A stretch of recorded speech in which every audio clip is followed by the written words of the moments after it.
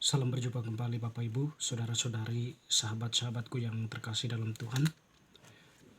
Pada kesempatan ini saya mengajak kita kembali lagi mempersiapkan sedikit waktu kita untuk mendengarkan sabda Tuhan yang kita ambil dari Penginjil Matius bab 3 ayat 1-12. Yohanes Pembaptis. Pada waktu itu tampillah Yohanes Pembaptis di padang gurun Yudea dan memberitakan, "Bertobatlah, sebab kerajaan surga sudah dekat." Sesungguhnya dialah yang dimaksudkan Nabi Yesaya ketika ia berkata, ada suara orang yang berseru-seru di padang gurun, "Persiapkanlah jalan untuk Tuhan, luruskanlah jalan baginya." Yohanes memakai jubah bulu unta dan ikat pinggang kulit, dan makanannya belalang dan madu hutan. Maka datanglah kepadanya penduduk dari Yerusalem, dari seluruh Yudea dan dari seluruh daerah sekitar Yordan. Lalu sambil mengaku dosanya, mereka dibaptis oleh Yohanes di sungai Yordan. Tetapi waktu ia melihat banyak orang Farisi dan orang Saduki datang untuk dibaptis, berkatalah ia kepada mereka, "Hai kamu keturunan ular beludak, siapakah yang mengatakan kepada kamu bahwa kamu dapat melarikan diri dari murka yang akan datang? Jadi hasilkanlah buah yang sesuai dengan pertobatan. Dan janganlah mengira bahwa kamu dapat berkata dalam hatimu, Abraham adalah bapa kami. Karena aku berkata kepadamu, Allah dapat menjadikan anak-anak bagi Abraham dari batu-batu ini. Kapak sudah tersedia pada akar pohon, dan setiap pohon yang tidak menghasilkan buah yang baik pasti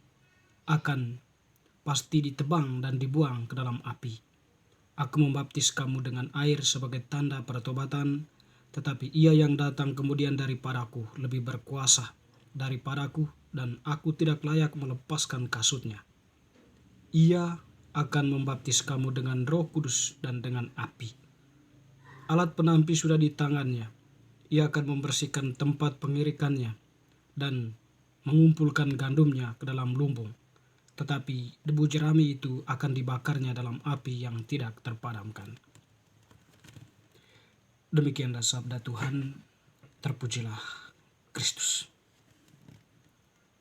Bapak Ibu Saudara-saudari yang terkasih, sekarang kita memasuki masa Advent yang kedua. Jadi pada masa Advent yang kedua ini kita menyalakan lilin kedua, love, cinta. Ya, jadi pada lilin ini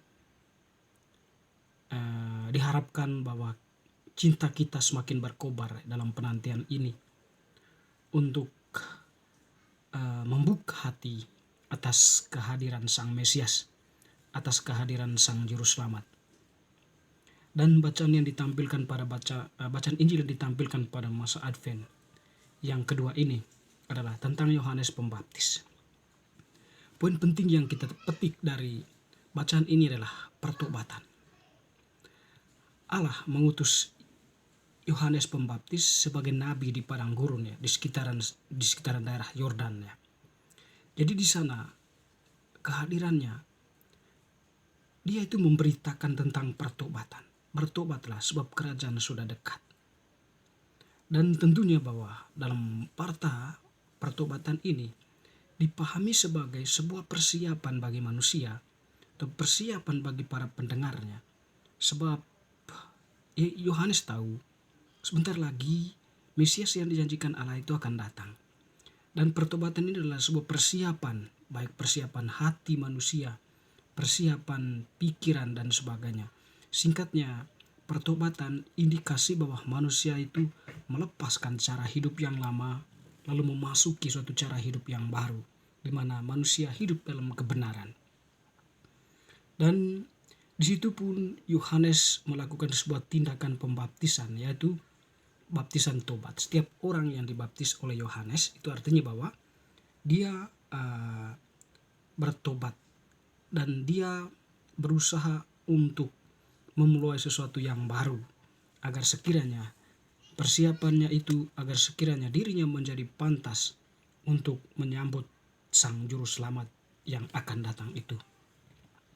Dan yang menarik juga di sana, Yohanes Pembaptis eh, mengecam orang-orang Yahudi ya, atau orang-orang Saduki dan orang-orang Farisi. Jadi boleh dikatakan mereka ini adalah simbol kemunafikan manusia, atau boleh kita merenungkannya sebagai tanda kehadiran orang-orang yang memang orang-orang menjauh dari Allah. Sehingga kita tadi mendengar bagaimana Yohanes mengecam mereka. Hai kamu keturunan ular beludak, siapakah yang mengatakan kepada kamu bahwa kamu dapat melarikan diri dari murka yang akan datang? Jadi hasilkanlah buah sesuai dengan pertobatan. Artinya bahwa kemunafikan, kejahatan, dan berbagai bentuk tindakan, rancangan-rancangan kejahatan yang dilakukan oleh manusia dengan kehadiran orang-orang tadi itu sebagai simbol yang mungkin mau disampaikan, Yohanes mengajak mereka untuk berbalik dari perbuatan itu dan menghasilkan buah sesuai dengan pertobatan. Artinya bertobat lalu kemudian bertindak dalam kebenaran. Artinya manusia itu tampil dalam kebijaksanaan yang baik ya, kebijaksanaan yang mengedepankan nilai-nilai kemanusiaan, mengedepankan nilai kejujuran, kedamaian, solidaritas, mengedepankan nilai-nilai yang memang tidak merendahkan sesama atau tidak membawa manusia itu kepada pertobatan, kepada kegelapan, baik kegelapan berpikir maupun kegelapan hatinya. Jadi itulah buah pertobatan dan yang diharapkan oleh Yohanes Pembaptis dari para pendengarnya itu. Teman-teman saudara-saudari yang terkasih, pesan yang mungkin kita dapatkan dari masa Advent kedua ini adalah masa Advent ini merupakan masa persiapan. Nah, sekarang kita memasuki masa Advent yang kedua. Di sana kita diajak untuk membuka hati, bisa mencintai. Mencintai dalam arti penantian kita itu harus penuh cinta.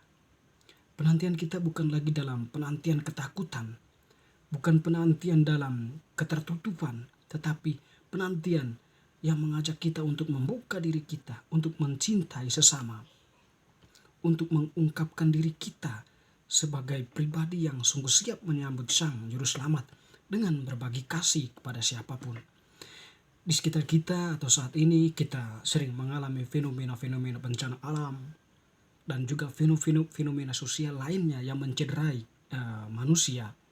Tentu dalam hal itulah salah satu bagiannya kita diajak untuk berbagi. Ataupun di sekitar kita yang membutuhkan bantuan, sekiranya di sana kita membagikan cinta kita. Ataupun dalam situasi-situasi tertentu yang membutuhkan uluran tangan kita, atau yang menuntut kita untuk bertindaklah dengan cinta. Sebab di sana kita sungguh-sungguh memaknai Advent itu dengan berbuat cinta itu. Tanpa kita mencintai, tanpa melakukan sesuatu pada masa Advent ini sebagai bentuk ekspresi tobat, itu sia-sia untuk kita. Oleh karena itu, setidaknya kita memulai sesuatu yang baru, itu yang memang menuntun kita untuk menjadi manusia yang bermakna bagi sesama, dan juga kita pantas nantinya menyambut Sang Juru Selamat yang akan datang itu. Teman-teman saudara-saudara sekalian, semoga bacaan Minggu Advent kedua ini senantiasa meneguhkan kita untuk terus berbagi cinta dan membangun sikap tobat yang mulia, dan berusahalah untuk terus menjadi pribadi-pribadi yang bermakna baik bagi diri sendiri, sesama, maupun untuk kemuliaan Allah. Dan ini merupakan sebagai bentuk persiapan kita untuk menyambut Sang Juru Selamat yang sebentar lagi akan datang melawati kita, yang akan dilahirkan oleh Sang Bunda, yaitu Bunda Maria, Bunda Tuhan yang dipercayakan Allah untuk mengandung dan melahirkan Sang Mesias itu. Semoga bacaan hari ini, bacaan masa Advent kedua ini semakin memperteguh penantian kita akan kehadiran Sang Juru Selamat kita.